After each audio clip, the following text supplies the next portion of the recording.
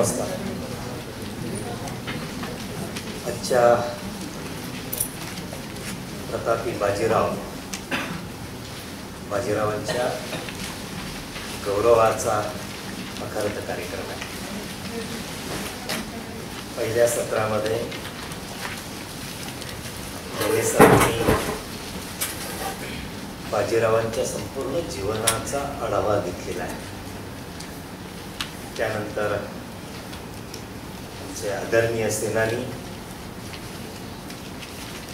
General पित्रे साहेबांनी बाजीरावांच्या 5 लष्करी मोहिमांचा युद्धशास्त्रदृष्ट्या आढावा घेतलेला आहे. अतिशय उत्तमरित्या त्यांनी हा सगळा विषय मांडलेला आहे. मी माझ्या पहिल्या व्याख्यानामध्ये बाजीरावांची जंजिरा मोहीम आणि त्यांच्या काळात वसईची मोहीम या 2 मोहिमांवर मी प्रामुख्याने बोलणार आहे. नंतरच्या व्याख्यानामध्ये बाजीरावांचा मुघलांशी झालेला संघर्ष, स्वराज्य ते साम्राज्य ही मराठी राज्याची वाटचाल बाजीरावांच्या काळामध्ये झाली. हा विषय मांडत असताना पुन्हा इतिहासात थोडंसं डोकावून पाहावं लागेल. 17व्या शतकाच्या सुरुवातीपर्यंत भारतामध्ये सर्वत्र इस्लामी राजवट दृढ झालेली होती. उत्तरेकडं मुघल साम्राज्य, दक्षिणेमध्ये आदिलशाही, निजामशाही आणि कुतुबशाही सत्ता होत्या.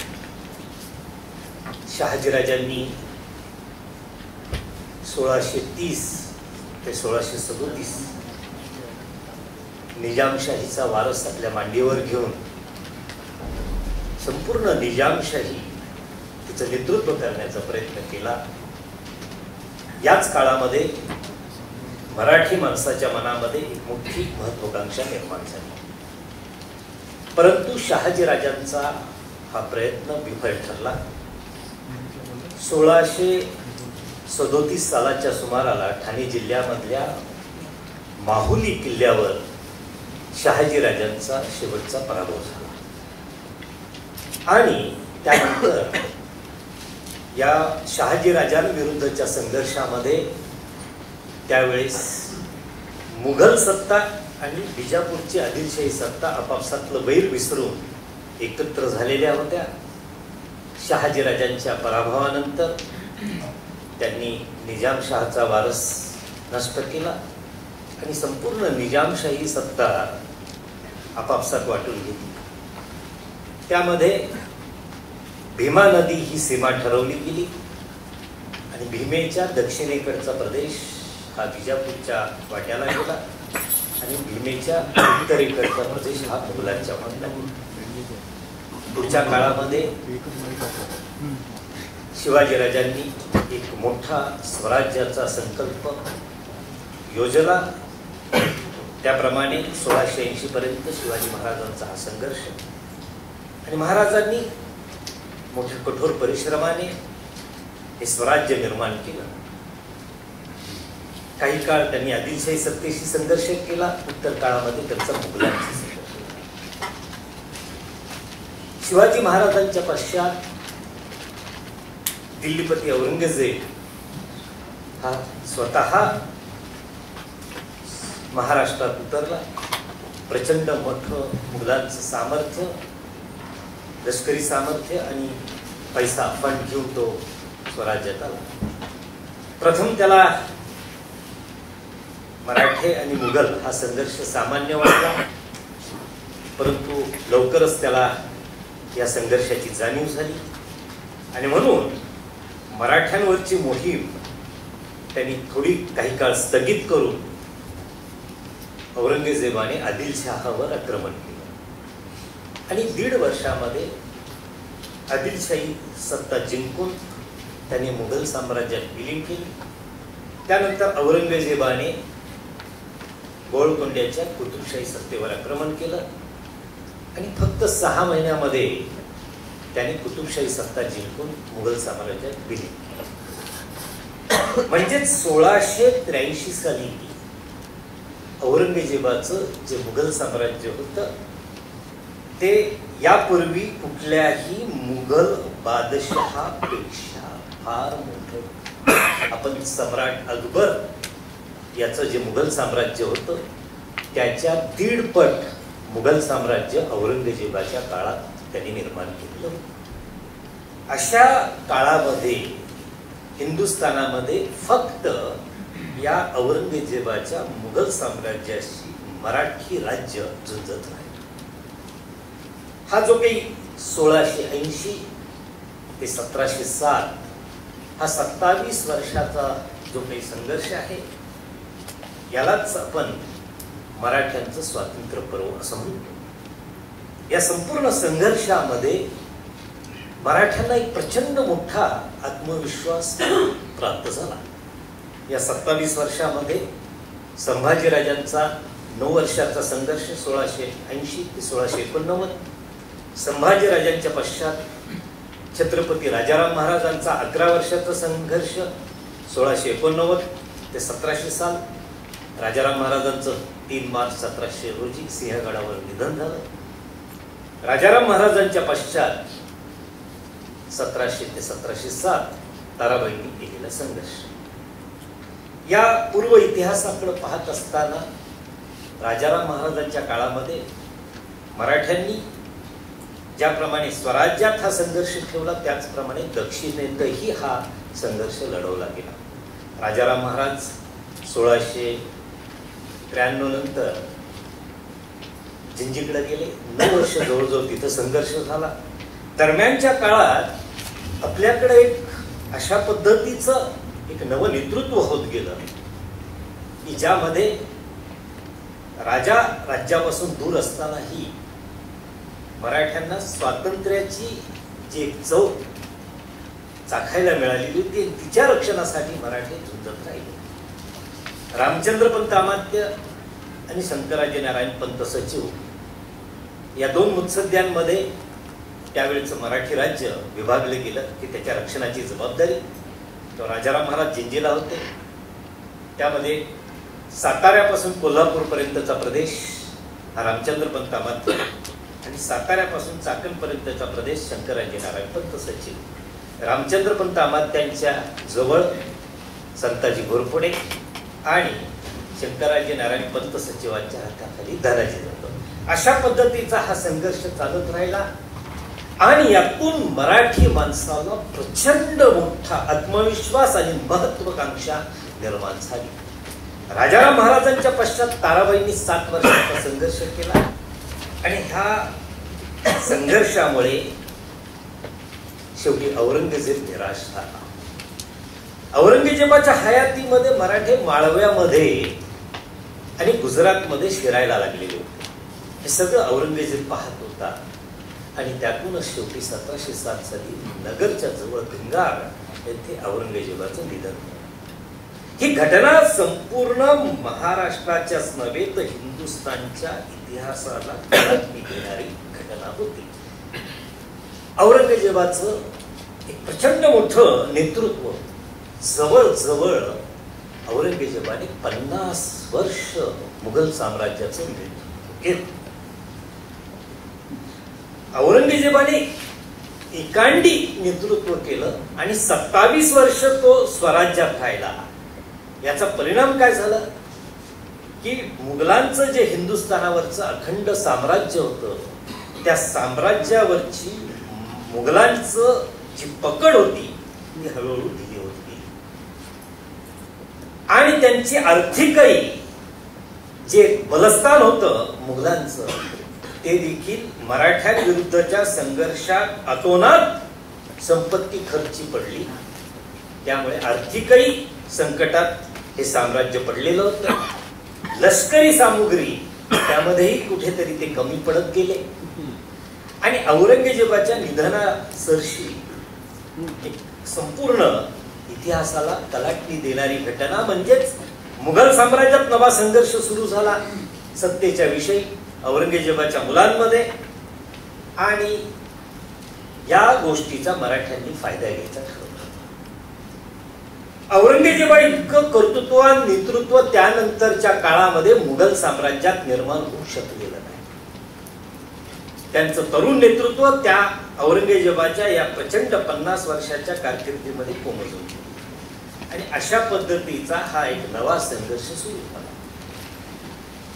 औरंगजेबाच्या निधनानंतर आतापर्यंत 27 वर्ष मराठी साम्राज्य मुघलांशी संघर्ष करून रक्षण करणं हे जे काही मराठ्यांचं ध्येय होतं, आता मराठे एवढे प्रचंड या यशानंतर औरंगजेबाच्या निधनानंतर एक आक्रमक झाले आणि ते डिफेन्सिव्ह होते, एकदम आक्रमक झाले. आणि त्याच नंतर की मुघल साम्राज्यात अंतर्गत जे काही संघर्षाला सुरुवात झाली, या संधीचा फायदा घेऊन बाळाजी विश्वनाथांनी सय्यद बंधूंच्या मध्यस्थीने मुघल साम्राज्यात आपला शिरकाव केला. ते दिल्लीपर्यंत गेले. 1719 मध्ये बाळाजी विश्वनाथांनी प्रत्यक्ष दिल्लीमध्ये जाऊन दिल्लीत आपल्याला हवा असलेला बादशाह सय्यद बंधूंच्या मदतीने बसवला आणि तिथे स्वराज्य चौथाई आणि सरदेशमुखीच्या सनदा मिळवल्या. या गोष्टीचं मराठ्यांच्या 18व्या शतकाच्या इतिहासामध्ये फार मोठं महत्व आहे की मुघलांचं जे दख्खनचं राज्य होतं, 6 सुबे होते, त्या दख्खनच्या 6 सुब्याची चौथाही मराठ्यांना प्राप्त झाली, सरदेशमुखी मराठ्यांना प्राप्त झाली आणि शिवाजी महाराजांचं जे स्वराज्य होतं त्या स्वराज्याला मुघल साम्राज्याची मान्यता मिळाली. हे प्रचंड मोठं यश होतं आणि या सनदा आपल्या हातामध्ये घेऊन मराठ्यांनी त्यानंतर मुघलांच्या साम्राज्यामध्ये आपला प्रवेश केला. प्रत्येक 6 सुब्यामध्ये मराठ्यां जसं मुघलांचं प्रजेशन मुघलांचं आहे 6 सुब्यामध्ये, परंतु प्रत्येक त्या 6 सुब्यातल्या परगण्यामध्ये आपला अधिकार त्याची अंमलबजावणी करण्यासाठी चौथाई आणि सरदेशमुखी मराठ्यांचे अधिकारी आणि मराठ्यांचं सैन्य. या 1719च्या तहामध्ये मराठ्यांनी मुघल राज्याच्या रक्षणासाठी 15,000चं सैन्य मुघल साम्राज्यात ठेवायचं. म्हणजे बघा की मुघलांच्या राज्यामध्ये मराठ्यांचं 15,000चं सैन्य आता, म्हणजे मराठ्यांच्या सैन्याच्या हालचाली मुघलांच्या साम्राज्यामध्ये सुरू झाल्या. मुघलांच्या प्रत्येक परगण्यामध्ये मराठ्यांचं सैन्य हिंडायला लागले, मराठ्यांचे अधिकारी हिंडायला लागले. सामान्यतः आपण ज्याला लूट म्हणतो त्याला मी लूट, तो आपला अधिकार आहे. मराठ्यांना मुघलांच्या 6 सुब्यामध्ये जी चौथाई प्राप्त झाली होती, तो चौथाईच्या हक्काची अंमलबजावणी करण्यासाठी मराठी तिथं जात आहेत. ज्यावेळेस तिथला सुभेदार मराठ्यांना त्यांची चौथाई वेळच्या वेळेस देत नाही, त्यावेळेस मराठ्यांना त्या वसुलीसाठी आपला लष्करी प्रवेश करावा आणि मग त्याला जर तो शांततेने दिली नाही, ती खंडणी जी काही त्यांच्यावर तुंबलेली आहे, शिल्लक आहे, ती घेण्यासाठी त्यांना त्या परिसराचा ताबा द्यावा. अशा पद्धतीने मराठ्यांचा हस्तक्षेप त्यानंतर संपूर्ण मुघल साम्राज्यात हळूहळू सुरू झालेला आहे. मग त्यानंतर मराठे माळव्यामध्ये गेले, बुंदेलखंडात गेले. ज्यावेळेस बाळाजी विश्वनाथांनी एवढं प्रचंड मोठे यश मिळवलं आणि दुर्दैवाने लवकरच त्यांचं निधन झालं. पुन्हा एकदा मराठी साम्राज्यासमोर मोठा प्रश्न पडला शाहू महाराजांच्या समोर की बाळाजी विश्वनाथांसारखा पेशवा अचानक अकाली निधन होतो, आता ही धुरा पुढे कोण सांभाळणार. अशा वेळेस शाहू महाराजांचं लक्ष बाजीरावांकडे वेधलं. हे का घडलं की ज्यावेळेस बाळाजी विश्वनाथ उत्तरेकडे जात होते, त्या प्रत्येक मोहिमांमध्ये त्यांचा 17 वर्षाचा 19 वर्षाचा मुलगा हा सहभागी होता. त्याच्या पराक्रमाच्याकडं शाहूचं लक्ष वेधलेलं आहे आणि त्यांच्या मनात एक खात्री झाली की हा तरुण सामान्य नाही. बाळाजी विश्वनाथांच्या निधनानंतर सर्व मुत्सद्दी मंडळी मराठी राज्यातले की आता मराठी माणसाचं मराठ्यांचं पेशवेपद एखाद्या जाणकार वयोवृद्ध व्यक्तीकडे दिलं जावं. त्यात बाबूजी नाईकासारखा प्रयत्न करतच होता सावकारीच्या माध्यमातून, परंतु शाहूने मात्र त्यावेळेस बाजीरावांची निवड केली. ही सार्थ ठरली इतिहासामध्ये. ज्या वेळेस अशा पद्धतीने एखाद्या तरुणाला की त्याने त्याच्या पूर्व आयुष्यामध्ये काही कर्तृत्व दाखवण्याची त्याला संधीच प्राप्त झालेली नव्हती, त्याचा अत्यंत तरुण आहे, आणि अशा वेळेस एखादं नेतृत्व त्या तरुणाच्या मनातले गुण किंवा त्या तरुणाचे अंगचे गुण हेरून एक जबाबदारी टाकतात, तशी शाहूने टाकली. जसं विवेकानंदांच्या बाबतीत आपल्याला म्हणता येईल की शिकागोला गेले ते कुठल्या संस्थेचे प्रतिनिधी नव्हते, आणि हा तरुण कुठलाही प्रतिनिधी नसताना तिथल्या काही व्यक्तींच्या मनामध्ये जाणीव झाली की याच्यात काहीतरी वेगळे गुण आहे, यालाही कुठेतरी संधी द्यायला पाहिजे. म्हणजे एक प्रकारचा वशिला लावला गेला, परंतु तो कसा सार्थ आहे हे देखील त्या व्यक्तीने आपल्या कर्तृत्वाने सिद्ध करून दाखवलं. आणि विवेकानंदांनी संपूर्ण त्या शिकागोच्या धर्म परिषदेवर आपला ठसा उमटवला. तसाच आपण तेंडुलकरच्या बाबतीत म्हणतो की कुठलाही प्रथम दर्जाचा सामना न खेळता, रणजी सामना नाही, तेंडुलकरला त्यावेळच्या काही मंडळींनी त्याचे गुण हेरून त्याला प्रत्यक्ष कसोटी दर्जाच्या सामन्यामध्ये प्रवेश मिळवून दिला. एक प्रकारे वशिला लावला, परंतु त्याने आपल्या कर्तृत्वाने ते सिद्ध केलं. बाजीरावांच्या बाबतीत या सगळ्यांचा गुरु म्हणावा लागेल की फक्त वयाच्या 20व्या वर्षी संपूर्ण एवढ्या मोठ्या स्वराज्याचं पेशवेपद प्राप्त झालं. शाहू महाराजांनी त्याच्यावर विश्वास दाखवला आणि तो विश्वास बाजीरावांनी साधला. बाजीरावांचं संपूर्ण त्यानंतरचं 20 वर्षाचं जे अखंड आयुष्य आहे हे रणांगणावर आहे. स्वतःच्या पोटच्या मुलाच्या बारशाला, त्याच्या वाढदिवसाला किंवा त्याच्या लग्नालाही तो मुंजीला तो उपस्थित नाही आहे. संपूर्ण आयुष्य त्याचं रणांगणावर गेलं. आणि हा 20 वर्षाचा कालखंड म्हणजेच मराठी स्वराज्याचं साम्राज्य होणं असंच म्हणावं लागेल. बाजीरावांच्या लढायांचा आढावा आपल्या समोर घेतला जातो. त्यातल्या 2 लढायांचा, 2 मोहिमांचा मी आढावा घेणार. जंजिरेकर सिद्धी 1733 ते 1737 ही मोहीम झाली. 33 सालात ही जंजिऱ्याची मोहीम निघण्यामागचं कारण काय, त्याची पार्श्वभूमी अशी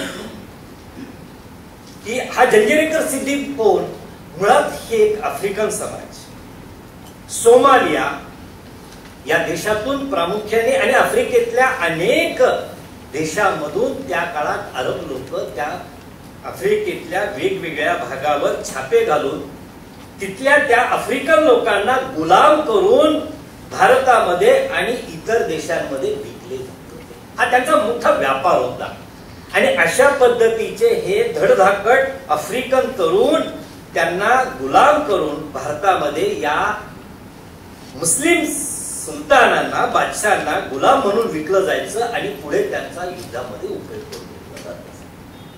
पुढे ही समाज आपल्या कर्तृत्वाने ह्या लढाया जिंकत असताना त्या लढायांवर जो काही ठसा उमटवला आणि पुढे हे हफशी लोक यांनी पश्चिम किनारपट्टीवर आपलं एक स्थान निर्माण केलं. मग कधी ते निजामशहाच्या पदरी राहिले, त्यांचं मांडलिकत्व मान्य केलं. नंतरच्या काळामध्ये ते आदिलशहाकडे गेले, आदिलशहाचं मांडलिकत्व मान्य केलं. आणि ज्यावेळेस आदिलशाही सत्ता संपुष्टात आली त्यावेळेस या जंजिरेकर सिद्धीने मुघलांचं साम्राज्य मानले, ते त्यांचे मांडलिक झाले. ज्यावेळेस औरंगजेबाने स्वराज्यावर पुन्हा आक्रमण केलं आणि हळूहळू घाटमाथा आणि कोकण किनारपट्टी जिंकून घेतली.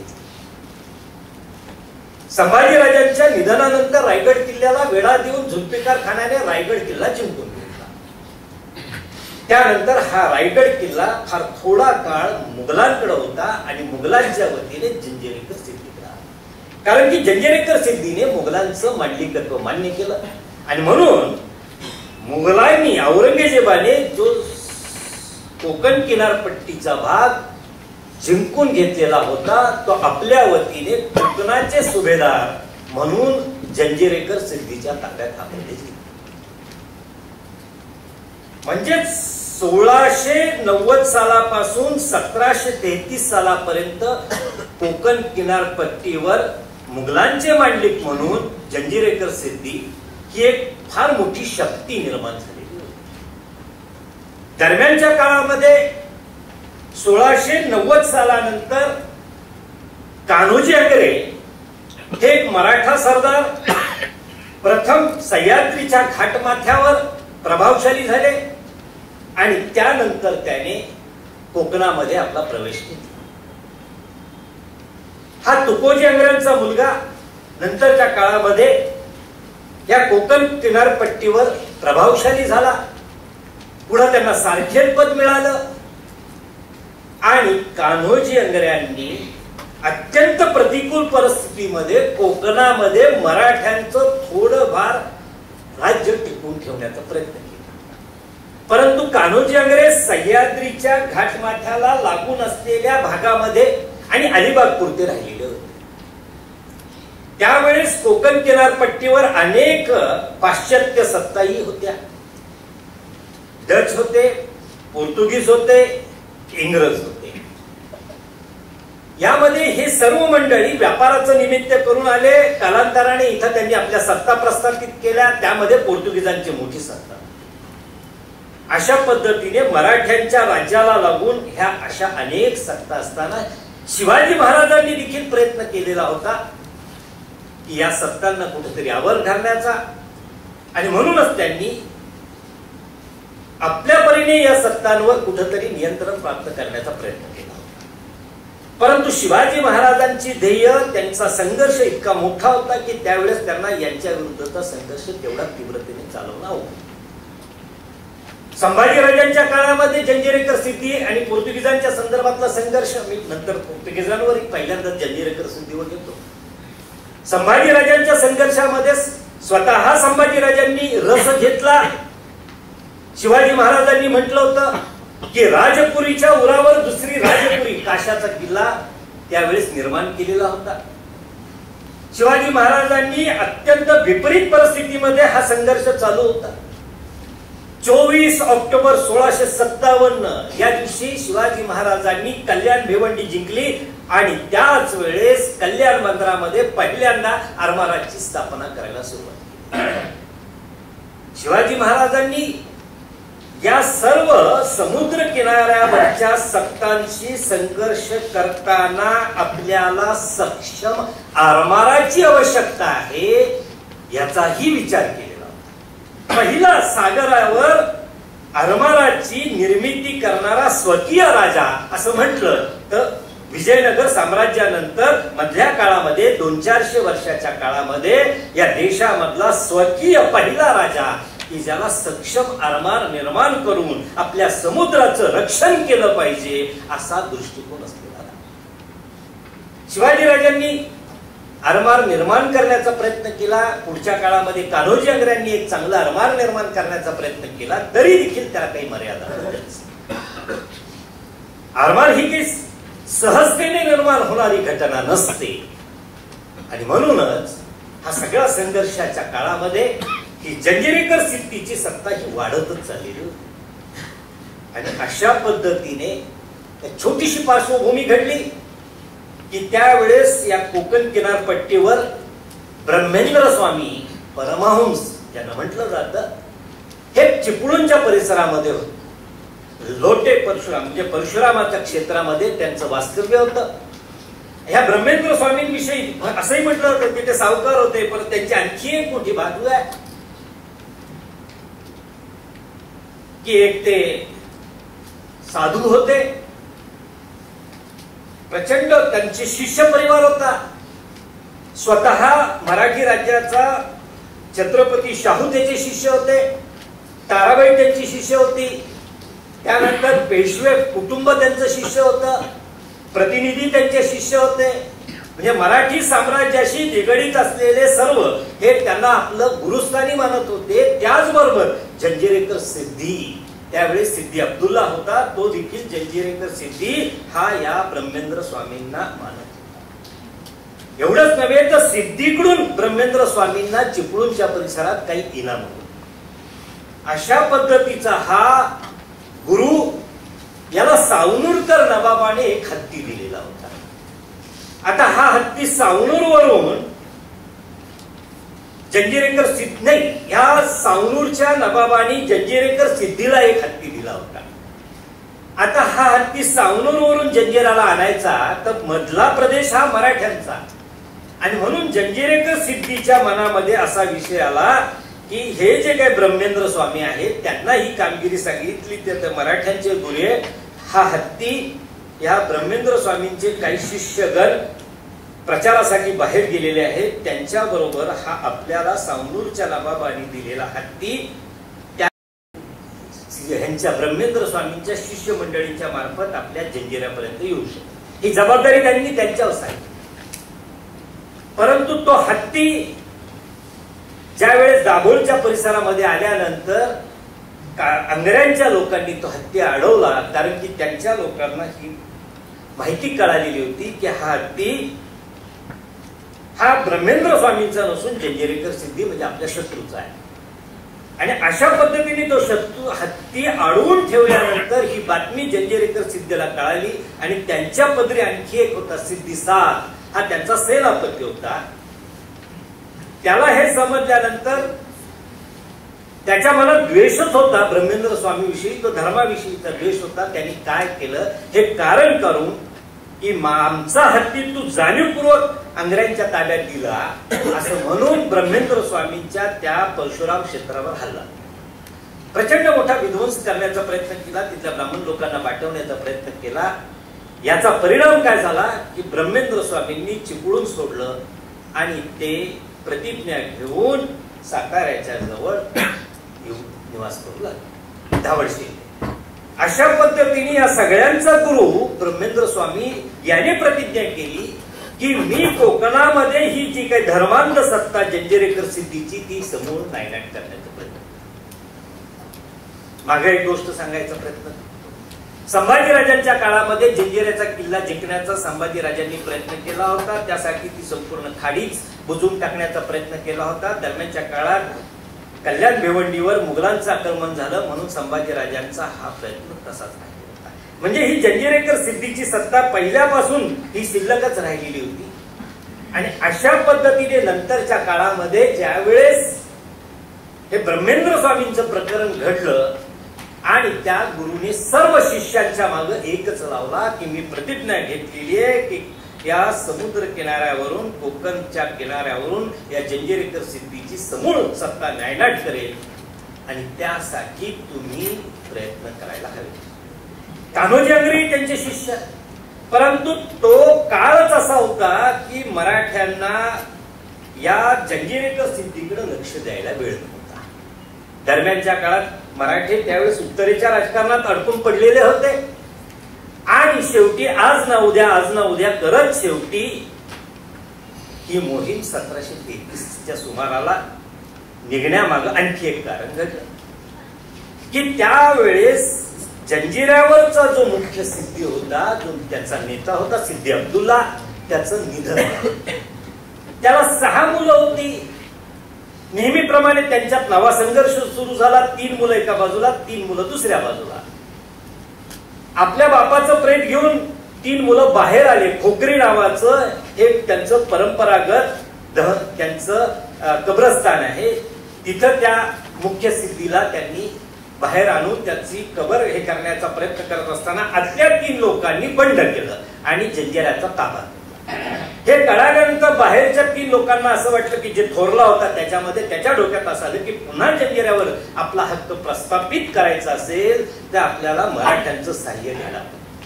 आणि त्यावेळेस त्यांना शाहू महाराजांपर्यंत आणण्याचं काम एक शेख मीरा नावाचा पूर्वश्रमीचा हिंदू, तो कालांतराने बाटलेला, त्यांनी ही मध्यस्थीची भूमिका केली.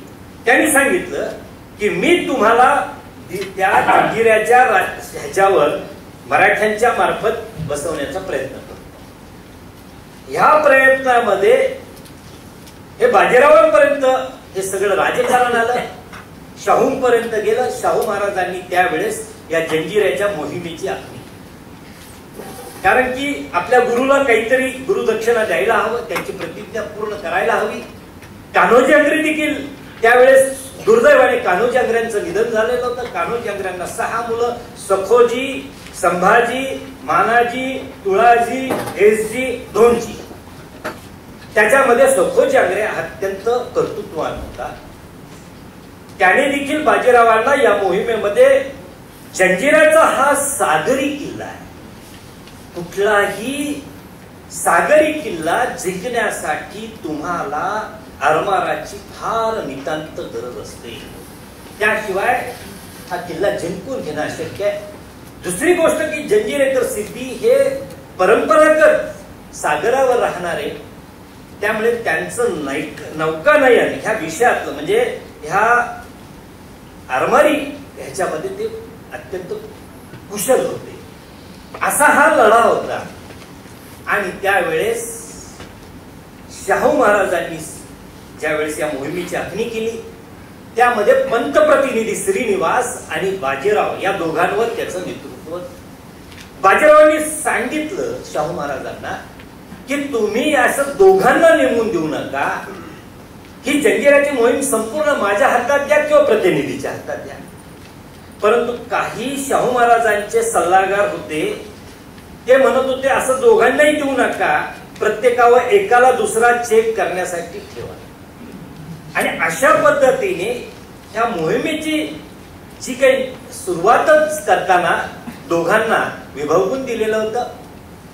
त्यामुळे त्या मोहिमेच्या एका मूळ उद्देशामध्ये कसं की जो आपापलं जो म्हणजे पेशवे, आंग्रे आणि प्रतिनिधी, जो जंजिरेकर सिद्धीचा जो किल्ला किंवा प्रदेश जिंकून घेईल तो त्याच्याकडे, अशी योजना होती. त्यामुळे सगळ्यांच्या मनात महत्वाकांक्षा होत्या. त्यामुळे आपल्या ताब्यात काय मिळेल जास्त असा सगळ्यांचा प्रयत्न. दुसरी एक मोठी घटना म्हणजे अशी की आमचा रायगड किल्ला तख्ताची जागा मराठी राज्य शिवाजी महाराजांनी जिथे आपल्याला राज्याभिषेक करून घेतला, ती सिंहासनाची तख्ताची जागा, शिवाजी महाराजांचं पुण्यक्षेत्र. आता हे 1689 मध्ये जुल्फिकार खानाने रायगड किल्ला जिंकून घेतला. ते 1689 पासून 1733 सालापर्यंत 44 वर्ष रायगड किल्ला हा मुघल आणि मुघलांच्या वतीने जंजिरेकर सिद्धीच्या ताब्यात होता. रायगड किल्ला 44 वर्ष शत्रूच्या ताब्यात आहे. हा रायगड किल्ला ही जिंकून घेणं हे मराठी राज्याचं ध्येय होतं. मराठी दिल्लीपर्यंत पोहोचले, परंतु रायगड किल्ला शत्रूच्या ताब्यात. शिवनेरी शत्रूच्या ताब्यात 127 वर्ष शिवनेरी हा शत्रूच्या ताब्यात होता. अशा पद्धतीची ही मराठ्यांची एकंदरीत परिस्थिती होती. आणि म्हणून ज्यावेळेस असं नेतृत्व विभागून दिलं गेलं, प्रत्येकाच्या महत्वाकांक्षा त्यावेळेस होत्या. बाजीरावांनी असं ठरवलेलं होतं की आपण जंजिऱ्यावर चालून जायचं आणि आरमाराचं कान्होजी आंग्र्यांच्या वतीने त्यांचा जो मुलगा सखोजी आंग्रे आहे तो आपल्याला मदत करणार. कान्होजी आंग्रे गेलेले प्रतिनिधीने त्यावेळेस जंजिऱ्याचा किल्ला मुख्य, त्याचे 2 हात म्हणजे एक उंदेरी आणि दुसरा अंजनवेली. प्रतिनिधीने अंजनवेलीच्या किल्ल्यावर हल्ला करण्याचं ठरवलं. बाजीरावांचा उपसेनापती पिलाजी जाधव याची मागणी प्रतिनिधीने केली. आता हे दोघं जण, पिलाजीला वाटत होतं की मी एकटा अंजनवेलचा किल्ला सहज जिंकून घेईल, प्रतिनिधीला वाटत होतं की मी स्वतः जिंकून घेईल, त्यात तो माझ्या ताब्यात येईल. आणि म्हणून प्रतिनिधी जो अंजनवेलचा किल्लेदार होता त्याच्याशी अंतस्तामध्ये बोलून तो किल्ला ताब्यात घेण्याचा, अशा पद्धतीने एकमेकात तिढा होता. बाजीरावांनी त्यावेळेस साताऱ्यावरून कोकणाकडे गमन केलं. खोकरी नावाचा जो भाग आहे, प्रत्यक्ष तिथपर्यंत बाजीराव जाऊन या शेख मीराच्या मार्फत जाऊन पोहोचलेले होते. कारण की जंजिरेकर सिद्धीमध्ये त्यांनी एक प्रकारचं अंतस्तामध्ये प्रवेश केलेला होता, दुही मिळवली होती. आणि अशा पद्धतीने बाजीरावांनी जाऊन प्रत्यक्ष कोकरीच्या मार्गे राजपुरी जिंकून घेतली. जंजिऱ्याच्या समोर जमिनीवरचा जो जंजिरेकर सिद्धीचं उपराजधानी असलेला जो राजपुरी नावाचा गाव आहे तो बाजीरावांनी जिंकून अक्षरशः कुठल्याही प्रकारचा विरोध न होता बाजीरावांनी राजपुरी जिंकून घेतली. राजपुरीत मराठ्यांचं सैन्य आलं आणि राजपुरीपासून आता जंजिऱ्यावर मराठ्यांचं आक्रमण सुरू झालं. असा हा संघर्ष चालू होता. दरम्यानच्या काळात मराठ्यांच्या सैन्याने त्यावेळेस त्या जंजिरेकरचे अवचितगड, सुरगड, तळा, घोसाळा, मानगड, बिरवाडी, चनेर बिरवाडी हे सगळे किल्ले जिंकून घेतले. पानकोटला वेढा दिला गेला. हे सगळं पेशव्यांचं सैन्य. आणि प्रतिनिधी अंजनवेलच्या किल्ल्याला जाऊन वेढा देऊन बसला. प्रतिनिधीला असं वाटलं की आपण तहाच्या मार्फत हा किल्ला घेऊन, जंजिरेकर सिद्धीने त्याला झुलवत ठेवलं. त्यावेळेस पिलाजी जाधव त्याला सल्ला देत होता की तुम्ही त्यांच्या भूलथापांना बळी पडू नका, आपण त्याच्यावर हल्ला करू. प्रतिनिधीने स्वतःचं श्रेष्ठत्व दाखवण्यासाठी पिलाजीचा सल्ला ऐकला नाही आणि अचानक जंजिरेकर सिद्धीने पंतप्रतिनिधीवर प्रचंड मोठा हल्ला केला आणि प्रतिनिधीची फार मोठी पिछेहाट झाली. म्हणजे बाजीरावाकडे इकडे विजयाची वाटचाल चालू आहे, प्रतिनिधीचं तिकडं तशा पद्धतीची एक पिछेहाट झालेली आहे. दरम्यानच्या काळामध्ये बाजीरावांनी रायगड किल्ल्याचा जो किल्लेदार होता त्याची नाकेबंदी केली. कारण की पहा तुम्ही नकाशामध्ये मराठ्यांशी अंतस्तामध्ये चर्चा करत होता. कारण की त्याला कुठल्याही प्रकारचा जास्त तोसीस लागू नये असा त्याचा प्रयत्न होता.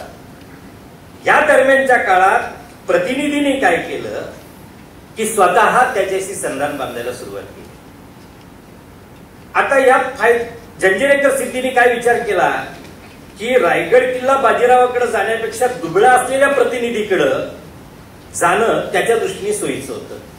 त्यावेळेस यशवंतराव पोतनीस म्हणून प्रतिनिधीच्या हाताखाली असणारा शाहू महाराजांचा खासनीस आणि पोतनीस असलेल्या या यशवंतरावांनी यात पुढाकार घेतला आणि तो त्या कोकण महाड बंदराच्या जवळ असल्यामुळे त्याने अचानक ह्या किल्ल्यावर जाऊन ताबा घेतला.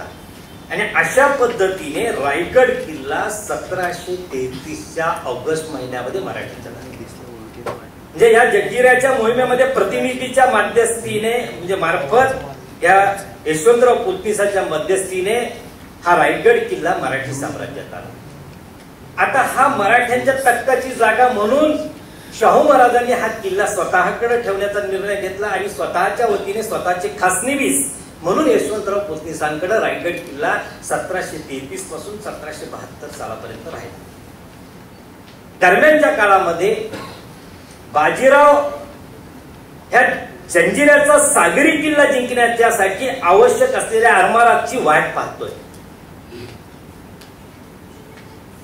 ही मोहीम चाललेली बऱ्यापैकी 17.5 महालापैकी जंजिरेकर सिद्धीचे 11.5 महाल मराठ्यांनी जिंकलेले आहेत. 11.5 महाल. त्याच्यामध्ये तर्फ अष्टम, तर्फ नागोठणा, तर्फ सी महाल, तर्फ परगणे बिरवाडी, तर्फ तळा, तर्फ घोसाळा हे सगळे 11.5 महाल मराठ्यांनी जिंकले. 17.5 महालापैकी 11.5 महाल. म्हणजे जंजिरेकर सिद्धीच्या ही गोष्ट लक्षात आलेली आहे की आता आपल्याला अस्तित्व टिकवायचं असेल तर कुठंतरी मराठ्यांशी तह करावा लागेल. अशा पद्धतीने कोकणामध्ये समुद्र किनाऱ्यावर मराठ्यांचा प्रभाव वाढतोय हे बघितल्यानंतर इथं असलेल्या पाश्चात्य सत्ता हे पोर्तुगीज आणि इंग्रज हे देखील मराठ्यांचा वाढणारा हा प्रभाव उद्याच्या काळामध्ये भविष्यात आपल्याला त्रासदायक आहे म्हणून ते जंजिरेकर सिद्धीच्या रक्षणाचाही प्रयत्न करत आहेत. म्हणून त्याला रसद देत आहेत. आणि पुढं 1733च्या डिसेंबर महिन्यामध्ये पोर्तुगीजांच्या इंग्रजांच्या मध्यस्थीने जंजिरेकर सिद्धी मराठ्यांना शरण येऊन पहिला तह पडतो. 1733चा डिसेंबरचा तो तह आणि त्या तहाप्रमाणे जंजिरेकर सिद्धी हा एक प्रकारे मराठ्यांचा मांडलिक झाला आणि त्याच्या 17.5 महालापैकी 11.5 महाल आणि 9 किल्ले मराठ्यांच्या ताब्यात आले. रायगड किल्ला मराठ्यांच्या ताब्यात. डिसेंबर मधलं हा तह बाजीरावांनाही का हवा होता, तर बाजीरावांनाही कोकणातून बाहेर पडायचं होतं, कारण त्यांना उत्तरेच्या मोहिमांच्या काही त्यांच्या समोर दृष्टिक्षेपात होत्या.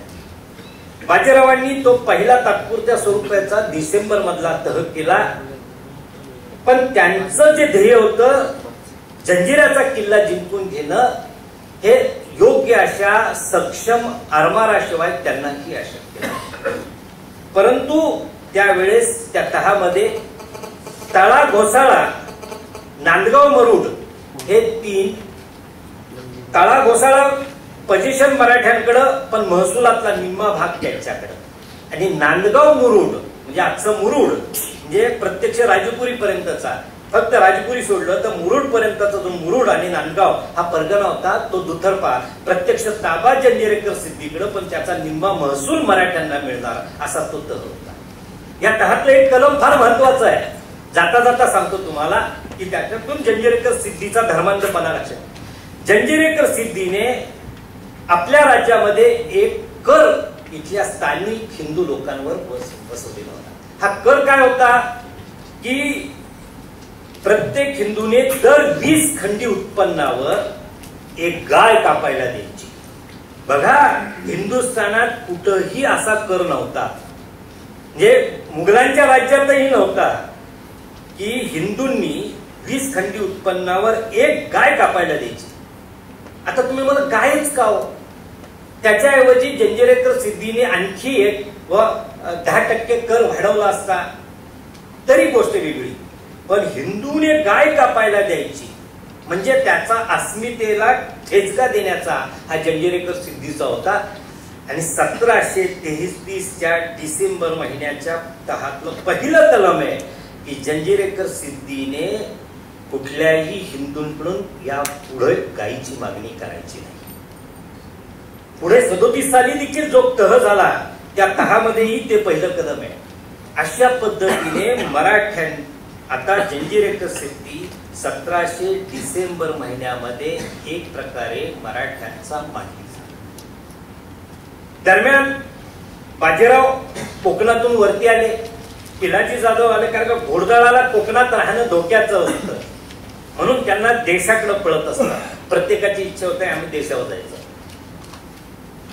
1734 साल उजाडलं आणि त्यावेळेस तिथे एक सिद्धिसात म्हणून जो त्यांचा सरसेनापती होता त्याने पुढाकार घेतला. त्याने हा तह नाकारण्याचं ठरवलं आणि सुरतेचा नवाब हाही सिद्धिस होता मुघलांचा, त्याची प्रचंड मोठी रसद घेऊन आरमाराची मदत घेऊन 1734 मध्ये जंजिरेकर सिद्धीने पुन्हा उठाव केला आणि मराठ्यांकडून काही जिंकलेले किल्ले बाणकोट वगैरे पुन्हा जिंकून घेतले. महाडचा कोट जिंकून घेतला, पाचाडचा कोट जिंकून घेतला.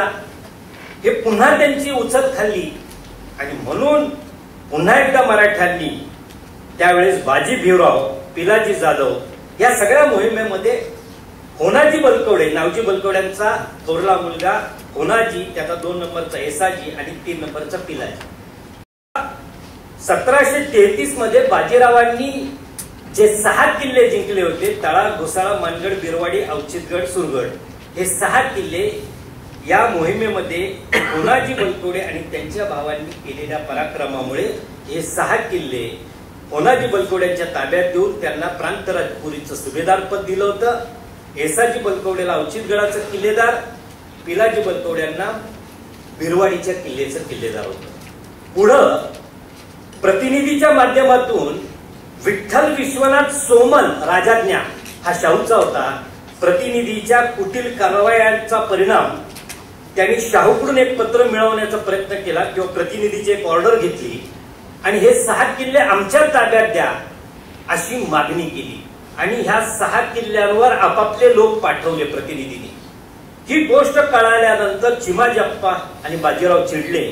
त्यांनी शाहूला पत्र पाठवली की तुमचा राजज्ञा नावाचा अधिकारी परस्पर आमच्याकडे किल्ल्यांची मागणी करतोय, आम्ही हे किल्ले द्यायचे का नाही. शाहू मऊ हे घेतलं धोरण. तो म्हणाला ठीक आहे, ते आले तर त्यांना द्यायला. चिमाजी अप्पाचा शाहूशी झालेला पत्रव्यवहार अत्यंत नाराजी दर्शवणार आहे. तो म्हणतो की किल्ले आम्ही जिंकायचे आणि प्रतिनिधी मागतो म्हणून आम्ही त्याच्या ताब्यात का द्यायचे, आम्ही ते किल्ले देणार नाही. पुढे हा शाहूला माघार घ्यावी लागली, प्रतिनिधीला माघार घ्यावी लागली आणि हे किल्ले पेशव्यांच्याच ताब्यात राहिले. पुढं त्या जंजिरेकर सिद्धीने प्रतिनिधीवर अंजनवेलीला एवढा मोठा हल्ला केला की प्रतिनिधी त्या किल्ल्यावरून पळून गेला. अशा पद्धतीने या संपूर्ण मोहिमेमध्ये प्रथम आघाडीमध्ये ह्या घटना घडत होत्या. प्रतिनिधी माघार घ्यावी लागली. बाजीरावांनी ह्या मोहिमेमध्ये बऱ्यापैकी यश मिळवलं. जरी जंजिऱ्याचा किल्ला आपला उंदेरी आणि अंजनवेल आला नाही तरी जंजिरेकर सिद्धीचा 2/3 भाग मराठ्यांच्या ताब्यात आला. पुढे हा सिद्धी जो दुसरा उठाव केला 1734 मध्ये, आता याला प्रतिकार करण्यासाठी शाहू महाराजांनी ज्यावेळी बाजीराव माळव्यामध्ये होते म्हणून शाहूंच्या आग्रहावरून चिमाजी अप्पा कोकणात उतरले आणि 1737 मध्ये अलिबाग जवळ कामारले इथे सिद्धी आणि आमचे चिमाजी अप्पा यांच्यामध्ये मोठा संघर्ष झाला आणि या संघर्षामध्ये हा सिद्धी मारला गेला. हा सिद्धी की ज्याने परशुरामावर हल्ला केलेला सिद्धी हा सिद्धी 1737 मध्ये अलिबाग जवळ कामारले इथे झालेल्या या मोठ्या युद्धामध्ये चिमाजी अप्पाकडून मारला गेला आणि पुन्हा एकदा जंजिरेकर सिद्धी पूर्ण शरण आला आणि 1737 मध्ये जंजिरेकर सिद्धीने मराठ्यांशी दुसरा तह केला. 1733च्या डिसेंबर मधला तह पुन्हा एकदा दुसऱ्यांदा कायम झाला आणि आणखी 2 परगणे मराठ्यांच्या ताब्यात आले आणि त्यावेळेस सिद्धीकडे फक्त 5 परगणे राहिले. अशा पद्धतीने या जंजिरेकर सिद्धी आणि मराठे या संघर्षामध्ये बाजीरावांच्या काळामध्ये बाजीराव आणि चिमाजी या दोघांच्या संयुक्तिक नेतृत्वामुळे या कोकणाच्या युद्धामध्ये मराठ्यांना फार मोठं विजय आणि यश मिळालेलं आहे. आणि म्हणूनच जंजिरेकर सिद्धीची सत्ता ही आता नाममात्र. जंजिरा, मतगड, त्यानंतर तुमचा ह्याचा उंदेरीचा किल्ला आणि अंजनवेल, पुढे तुळाजी आंग्र्यांनी तोही किल्ला जिंकून घेतला. 1760 मध्ये रघोजी आंग्र्यांनी उंदेरीचाही किल्ला जिंकून घेतला. रघोजी आंग्रे होते मानाजी आंग्र्याचा मुलगा. आणि जंजिरेकर सिद्धी हा फक्त जंजिऱ्यापुरता आणि 4 परगण्यापुरता राहिला. तो 1947 सालापर्यंत ही जंजिऱ्याची सिद्धीची सत्ता आहे. आता तुम्ही मला प्रश्न विचाराल की मगाशी चर्चेमध्ये आलं की हा जंजिऱ्याचा किल्ला मराठ्यांनी का शत्रूच्या ताब्यात ठेवला. तर आणखी एक गोष्ट आहे की ही एक लढवय्या समाज सिद्धी. दुसरी ती आरमार त्यांच्याकडं म्हणजे सागरावर त्यांना एक प्रकारे हे करायची सवय, ते खलाशी उत्तम आहे. मराठ्यांना तो किल्ला जिंकण्यासाठी आवश्यक असणारं पेशव्यांकडं आरमार नव्हतं. दुसरी गोष्ट की कान्होजी आंग्र्यांचा मुलगा सखोजी आंग्रे हा दुर्दैवाने 1734च्या पहिल्या 3-4 महिन्यामध्ये मृत्यू पावला. त्यामुळे मराठ्यांना आंग्र्यांची पेशव्यांना जी आंग्र्यांच्या आरमाराची मदत मिळणार होती ती मिळेनाशी झाली. पुढे आंग्र्यांच्या घराण्यामध्ये वाद सुरू झाला. मानाजी आंग्रे आणि संभाजी आंग्रे हे दोघं सावत्र भाऊ आपापसात इतका संघर्ष करायला लागले की आंग्रे स्वतःच्याच वादामध्ये अडकून पडले. पेशव्यांना त्यांच्याकडून कुठल्याही प्रकारची मदत मिळेनाशी झाली आणि आरमाराशिवाय जंजिऱ्यासारखा किल्ला जिंकून घेणं अशक्य होतं.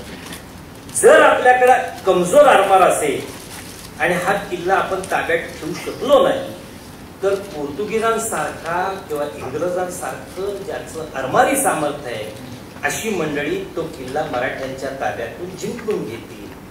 म्हणून मराठ्यांना तो किल्ला दुबळ्या आरमारानिशी आपल्या ताब्यात ठेवण्यापेक्षा जंजिरेकर सिद्धीसारख्या एका दुबळ्या झालेल्या सगारावरच्या सत्तेच्या ताब्यात ठेवणं जास्त योग्य वाटलं. हा एक महत्वाचा निर्णय आहे की मराठ्यांनी का जंजिऱ्याचा किल्ला शत्रूच्या ताब्यात ठेवला, तर ती सागरावरची लोक होती, त्यांना पूर्ण दुखून शेवटी ते आपल्या पदरी काम करणार नाही, ते तिथं राहतात, पोर्तुगीजांच्या ताब्यात जात नाही, इंग्रजांच्या ताब्यात जात नाही, तर तो सिद्धीच्या ताब्यात जरी राहिला तरी काही बिघडत नाही असा विचार करून मराठ्यांनी तो जंजिरेकर सिद्धीच्या ताब्यातच ठेवून दिला. हा जंजिरेकर सिद्धीवरचा पहिला वेळ किती आहे? अजून आपल्याला संपायचं लोकांचं जेवणच आहे. हा काय करू, जेवणाची सुट्टी कधी घ्यायची, मी वाटलं तर पुढच्या ह्याच्यात वसईची मोहीम टाकेल आणि मी तुम्हाला आता जंजिऱ्याची मोहीम हा एक भाग सांगितला, वसईची मोहीम आणि मुघलांवरचं पुढच्या भागात गेलं वाटलं तर जेवणाचा उशीर झाला असेल. तर ही जंजिरा मोहीम मराठ्यांनी बहुतांशरित्या यशस्वी केली असं म्हटलं तर वावगं ठरणार नाही. आंग्र्यांचा आरमार मराठी सत्तेच्या उपयोगात येत नाही हा विचार केल्यानंतर पेशव्यांनी स्वतःच आरमार निर्माण करण्याचा प्रयत्न केला. बाजीराव बेलोसे यांच्या नेतृत्वाखाली अर्नाळ्याजवळ मराठ्यांचं पहिलं पेशव्यांचं आरमार उभं राहायला लागलेलं आहे. बाजीराव बेलोस्यानंतर आनंदराव धुळूप, कृष्णराव धुळूप हे देखील पेशव्यांच्या आरमाराचे प्रमुख होते. आणि जंजिऱ्याची मोहीम ही आपण यशस्वी केलेली आहे. रायगड किल्ला 1733च्या ऑगस्ट महिन्यामध्ये 44 वर्षानंतर पुन्हा स्वराज्यात आला. अशा पद्धतीने बाजीरावांच्या काळात अशा या समुद्र किनारपट्टीवरच्या पोर्तुगीजांवर त्यानंतरच्या काळात झालं. इंग्रज त्यावेळेस तेवढे शक्तिशाली नव्हते. आता इंग्रजांशी मैत्री करणं मराठ्यांना का आवश्यक होतं की पोर्तुगीजांसारख्या मुघलांविरुद्ध या दोन शक्तिशाली सत्तांच्या विरुद्ध तोफा, बंदुका, दारुगोळा आणि इतर गोष्टी मिळवण्यासाठी मराठ्यांना बहुतांश इंग्रजांवर अवलंबून राहावं लागत होतं. आणि म्हणूनच फक्त मुंबई बेटापुरती असलेली इंग्रजांची सत्ता ही व्यापारी सत्ता मराठ्यांनी तिच्याशी मैत्रीचे संबंध ठेवलेले. ही सत्ता पुढे हिंदुस्थानाला व्यापेल असं मराठ्यांना वाटत नव्हतं आणि जरी दिसत असलं तरी त्यांचा नाईलाज होता. नंतरच्या काळात त्यांनी तेवढा मोठा विस्तार केला, परंतु पोर्तुगीजांच्या सत्तेला मात्र बाजीरावांनी पूर्णतः शह देण्याचा प्रयत्न केला. 1737 मध्ये ही वसईवरची मोहीम निघाली. हिची मी पार्श्वभूमी उत्तर काळामध्ये सांगतो आणि आपण इथंच थांबू. ऐतिहासिक संदर्भांचा अभ्यास करून लिहिलेली आमची पुस्तके ऑनलाईन तसेच मुंबई आणि पुण्यातील प्रमुख पुस्तक विक्रेत्यांकडे उपलब्ध आहेत. आमच्या चॅनलला आपण सबस्क्राईब केलेले असल्यास चॅनलच्या नावाशेजारी असणाऱ्या बेल आयकॉनवरती टॅप करून नवीन येणाऱ्या व्हिडिओबद्दल त्वरित नोटिफिकेशन्स मिळवा. आमचा हा प्रयत्न आपल्याला कसा वाटला आम्हाला कमेंट्समधून जरूर कळवा.